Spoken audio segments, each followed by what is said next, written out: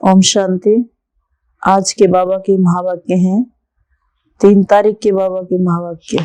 बाबा ने आज कहा, बच्चे शरीर पर कोई भरोसा नहीं है, जो भी कार्य करना है वो अभी कर लो।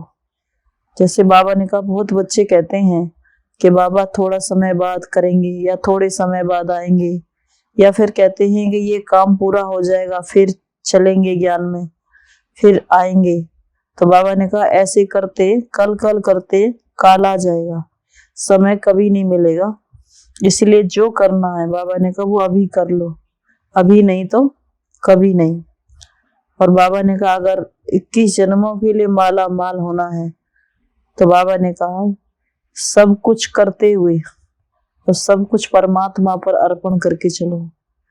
बाबा ये नहीं कहता है कुछ छोड़ो। बाबा ने कहा अनेक तरह से सेवा कर सकते हैं, सभी के संबंध संपर्क में रहते हैं तो सभी की सेवा होती है। फिर बाबा ने कहा कहीं भी जाओ सेवार्थ जाओ, बहुत सेवा कर सकते हैं। बाबा ने कहा मंदिरों में जाते हो तो वहां भी बहुत सेवा हो सकती है, और भी कहीं जाते हैं। बाबा ने कहा कहीं यात्रा में जाते हैं, ट्रेन में जाते हैं तो भी बहुतों को ज्ञान दे सकते हैं। तो बाबा ने कहा अनेक तरह से जो बच्चे बाबा की सेवा करते हैं, दान करते हैं ज्ञान का, तो बाबा ऐसे बच्चों की संभाल करते हैं, ऐसे बच्चों की बाबा जिम्मेवारी लेते हैं। तो बाबा ने कहा जो बच्चे हिम्मत का एक कदम रखते हैं, बाबा उनके लिए मदद करते हैं 1000 गुना। सेवा के लिए हिम्मत का एक कदम उठाते हैं तो बाबा उनके लिए 1000 गुना मदद चल करके उनकी मदद करते हैं। तो आज के बाबा के महावाक्य हैं, मीठे बच्चे शरीर पर कोई भरोसा नहीं है, इसलिए जो शुभ कार्य करना है वह आज कर लो, कल पर नहीं छोड़ो। शरीर पर कोई भरोसा नहीं है, इसलिए जो शुभ कार्य करना है वह आज कर लो, कल पर नहीं छोड़ो। प्रश्न, अपना खाना आबाद करने अथवा माला माल होने की युक्ति क्या है? अपना खाना आबाद करने अर्थात माला माल होने की युक्ति क्या है? तो बाबा ने कहा उत्तर में, श्री बाबा को अपना बारिश माना बच्चा बना दो तो वह 21 जन्मों के लिए माला माल कर देंगे।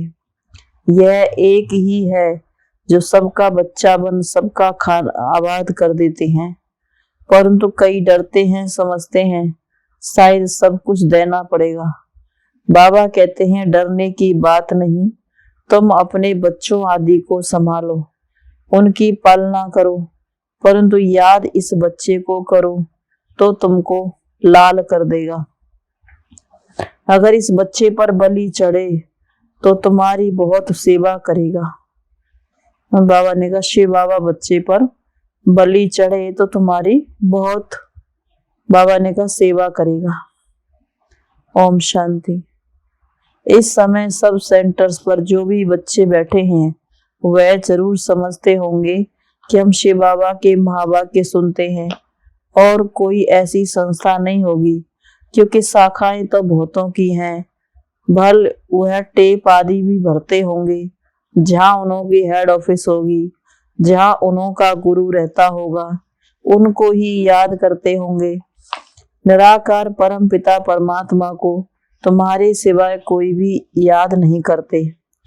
बाबा ने कहा और देहधारियों को सभी याद करते, लेकिन परमात्मा को तुम बच्चों के सिवाय कोई भी याद नहीं करते होंगे। इस समय पर ही पारलौकिक बाप आते हैं, बच्चों को बैठ परिचय देते हैं। बच्चे और बाबा ने कहा और बच्चे निश्चय बुद्धि हों, उसी धुन में रहते हैं। परम पिता परमात्मा इस समय ही मुरली चलाते हैं। शास्त्रों में भी है कि कृष्ण मधुवन में मुरली बजाते हैं। मधुवन तो मुख्य है ना एक, बाकी सब जगह मुरली जाती है। मनुष्यों की बुद्धि में तो है कृष्ण मुरली बजाते हैं, शिव बाबा मुरली चलाते हैं। ये किसकी बुद्धि में कभी आ न सके, ये किसको पता नहीं है।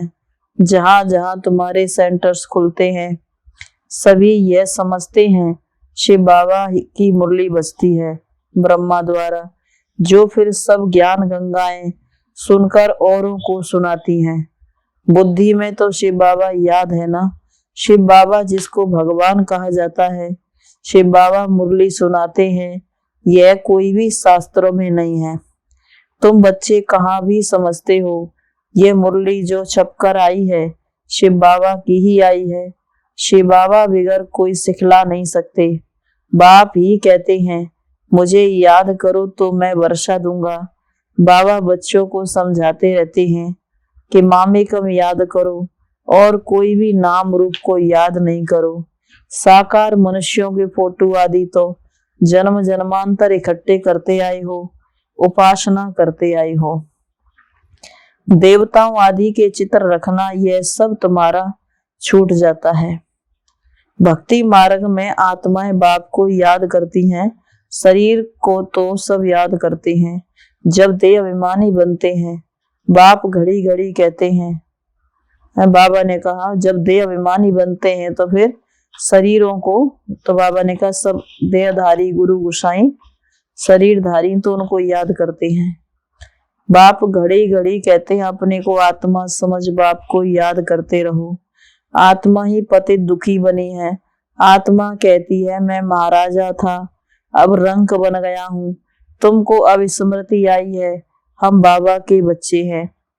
बाप से हमने वर्षा पाया था। अब बाप कहते हैं सबको बाप का परिचय दो। इन जैसा शुभ कार्य कोई होता नहीं है। इस शुभ कार्य में देरी नहीं करनी चाहिए। शरीर पर कोई भरोसा नहीं है, न जवान पर न बूढ़े पर। इसलिए जो कुछ करना है सो आज करना चाहिए। आजकल करते करते काल खा जाएगा। बाप ने कितनी बड़ी हॉस्पिटल कम यूनिवर्सिटी खोली है जिससे हेल्थ वेल्थ और बाबा ने कहा हैप्पीनेस मिलती है। हेल्थ वेल्थ है तो हैप्पी है, निरोगी काया है, धन है तो मनुष्य सुखी है। तो बाप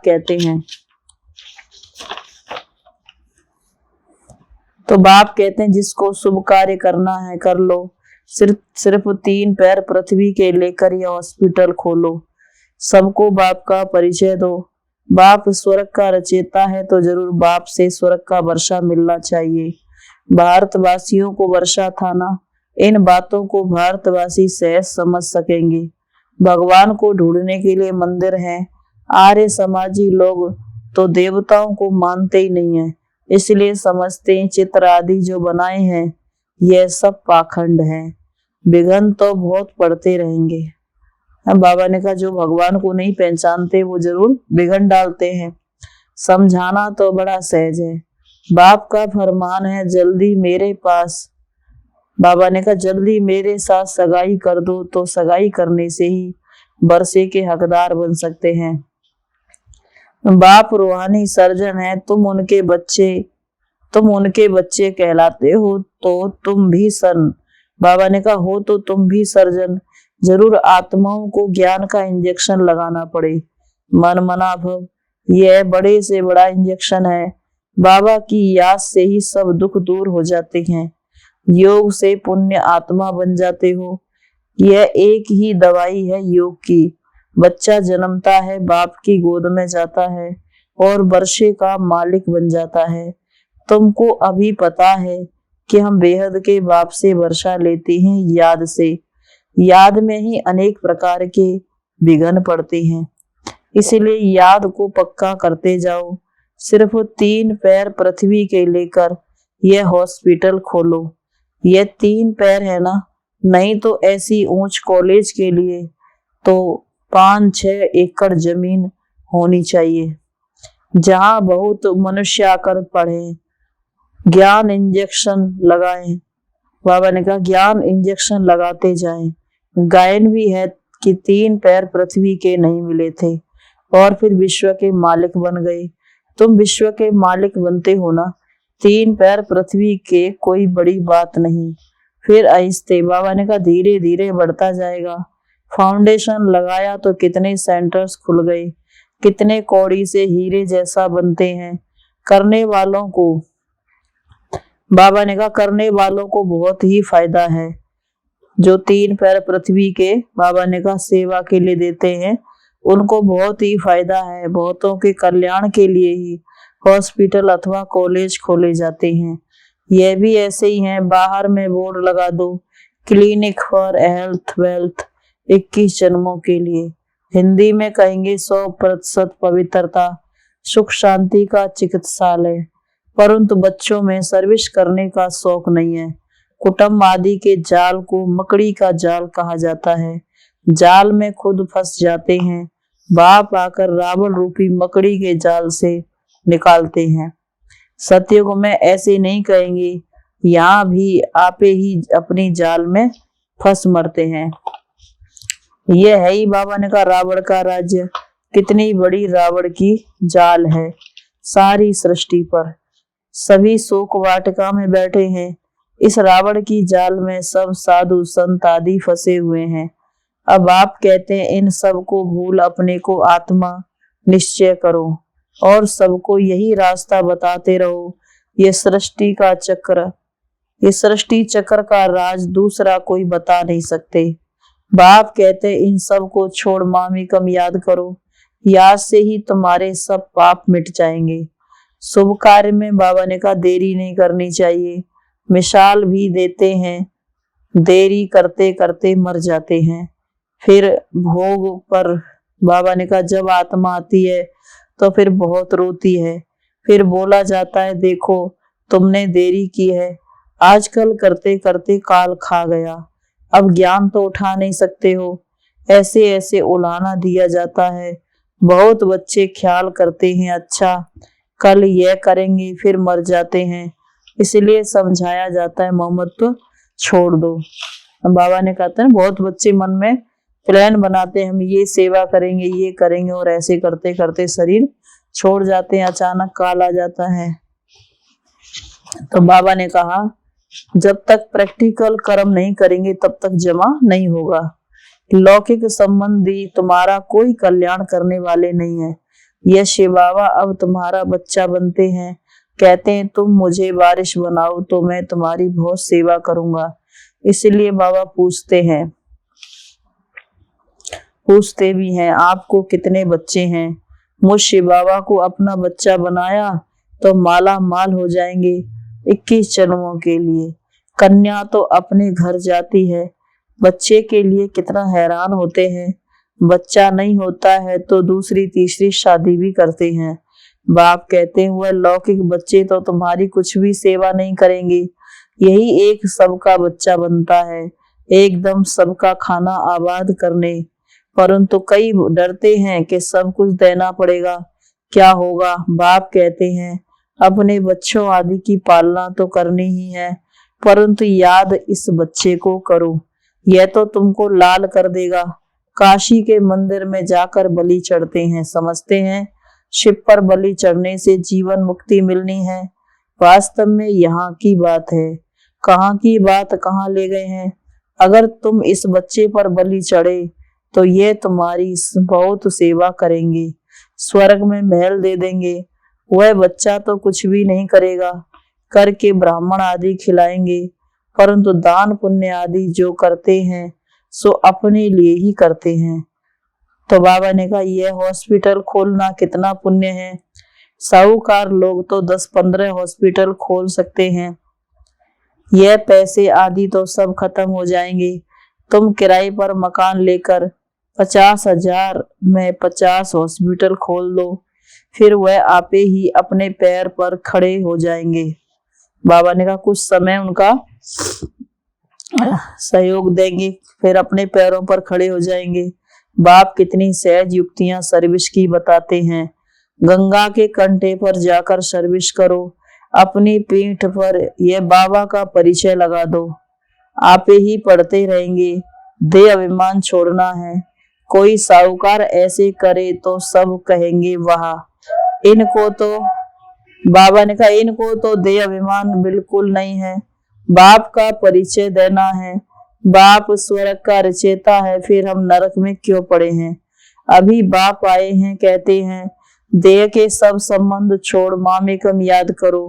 भारत स्वर्ग से नरक कैसे बना, लक्ष्मी नारायण ने 84 जन्म कैसे लिए, आओ तो हम कथा सुनाएं। ढेर इकट्ठे हो जाएं। पतित पावनी गंगा को भी कहते हैं तो जमुना को भी कहते हैं। अच्छा, गंगा पतित पावनी है तो एक को पकड़ो ना। अब तुम बच्चों ने ड्रामा को जाना है तो फिर समझाना है। अगर औरों को रोशनी नहीं देंगे तो कौन कहेगा कि इनकी बुद्धि में रोशनी है। सर्जन इंजेक्शन लगा न सके तो उनको सर्जन कौन कहेगा। तुम बच्चों को सारी रोशनी मिली है, 84 जन्मों का राज बुद्धि में है। तुम इस ड्रामा को और एक्टर्स की एक्ट को जानते हो। ऊंचे से ऊंच है बाप की एक्ट, बच्चों के साथ पाठ बजाते हैं। तुम भारत को स्वर्ग बनाते हो परंतु हो गुप्त, incognito, non violence. Shiv Shakti सेना। बाबा ने कहा तुम गुप्त योद्धा हो, तुम्हारी बुराइयों से युद्ध है। उनकी बाबा ने कहा तुम इन विकारों को योग बल से जीतते हो। उनकी सब बातें जिस्मानी हैं। कितने कुंभ के मेले पर जाते हैं जहां बाबा ने कहा यहाँ जिस्मानी कोई बात नहीं। तुम उठते बैठते चलते याद पर हो, याद से तुम पावन बनते हो। बाबा कहते हैं तुम कर्म करते समय भी शिव बाबा को याद करो, वह फिर कह देते हैं सब में परमात्मा है। फर्क हो गया ना। बाप कहते हैं जहां भी बैठो मुझे याद करो, फिर सर्विस भी करनी चाहिए। मंदिरों में बहुत जाते हैं, बस ये चित्र पीठ पर लगा दो, बाप का परिचय देते रहो। युक्तियां तो बहुत बतलाते हैं। शमशान में जाकर के बाबा ने कहा समझाओ कि निराकार बाप की महिमा गाते हैं श्री कृष्ण की। बाबा ने कहा निराकार बाप की महिमा और श्री कृष्ण की महिमा। अब बताओ गीता का भगवान कौन है। साथ में चित्र भी हो। सर्विस तो तुम बहुत कर सकते हो। फीमेल करे व कोई कुमारी करे तो अहो सौभाग्य। कन्या तो सबसे अच्छी है। कन्याओं का कन्हैया बाप निराकार है। कन्हैया कृष्ण नहीं था, यह बाप है। बाप को ख्याल आता है कि बच्चों को कैसे सिखलाऊं। कल पहले भी ड्रामा अनुसार ऐसे ही समझाया था, फिर आज समझाता हूँ। तो तुमको भी अंधों की लाठी बनना चाहिए। जिन बच्चों को परिचय मिलता है वह फिर औरों को ले आते हैं, उसका भी पुण्य होता है। अपने पास हिसाब रखो, जितना करेंगे फल तो मिलेगा ना। कोई को ले आते हैं तो उनका भी बहुत कल्याण हो जाता है। इस धंधे में बच्चों का बहुत अटेंशन चाहिए। सर्विस नहीं करेंगे तो मिलेगा क्या। Service service service. तुम कहते भी हो हम गॉड की सर्विस पर हैं, घर की सर्विस भी भल करो। बाप शिक्षा देते हैं बच्चों को कभी विकार में नहीं जाने देना। अगर वह तुम्हारी आज्ञा नहीं मानते हैं तो जैसे ना फरमान बरदार ठहरे। अगर उसको धन दिया, उसने पाप कर्म में लगा दिया तो उसका दंड भी तुम्हारे पर जाएगा। बाबा तो राय देते हैं ना, परंतु बहुत हैं जो करके पीछे पछताते हैं। तो बच्चों को सर्विस के लिए अनेक प्रकार की युक्तियां बताते हैं। तुम बच्चों को यही धंधा करना है। ट्रेन में भी यही सर्विस करते रहो तो बाप भी खुश होगा और सर्विस भविष्य की जन्मों के लिए सदा सुख का वर्षा मिल जाएगा। अच्छा, मीठे मीठे सिकीला दे बच्चों प्रति माता पिता बाप दादा का याद प्यार गुड मॉर्निंग। रूहानी बाप की रूहानी बच्चों को नमस्ते। हम रूहानी बच्चों की रूहानी माता पिता बाप दादा को गुड मॉर्निंग और नमस्ते बाबा नमस्ते। धारणा के लिए मुख्य सार है, माया ने जो बहुत बड़ी जाल बिछाई है, अब बाप की याद से उस जाल से निकलना है। शुभ कार्य में लग जाना है, किसी देहधारी की जाल में नहीं फंसना है। सबसे ममत्व निकाल देना है। दूसरी पॉइंट है, ज्ञान की जो रोशनी मिली है वह सबको देनी है। देह अभिमान को छोड़ भिन्न भिन्न युक्तियों से सर्विस करनी है। अंधों की लाठी बनना है। वरदान है, अनेक प्रकार के भावों को समाप्त कर आत्मिक भाव को धारण करने वाले सर्व के स्नेही भव। अनेक प्रकार के भावों को समाप्त कर आत्मिक भाव को धारण करने वाले सर्व के सनई भव। फिर बाबा ने कहा देह भान में रहने से अनेक प्रकार के भाव उत्पन्न होते हैं। कभी कोई अच्छा लगेगा तो कभी कोई बुरा लगेगा। आत्मा रूप में देखने से रूहानी प्यार पैदा होगा। आत्मिक भाव, आत्मिक दृष्टि, आत्मिक वृत्ति में रहने से हर एक के संबंध में आते हुए अति न्यारे और अति प्यारे रहेंगे। तो चलते फिरते अभ्यास करो, मैं आत्मा हूँ। इससे अनेक प्रकार के भाव स्वभाव समाप्त हो जाएंगे और सबके स्नेही स्वतः बन जाएंगे। स्लोगन है, जिसके पास उमंग उत्साह के पंख हैं उसे सफलता सहज प्राप्त होती है। जिसके पास उमंग उत्साह के पंख हैं उसे सफलता सहज प्राप्त होती है। तो बाबा ने कहा इस शरीर पर कोई भरोसा नहीं है। और बाबा ने कहा जब बाबा के बच्चे बनेंगे, वारिस बनेंगे, तो बाबा 21 जन्मों के लिए आत्मा को माला माल कर देंगे। ओम शांति।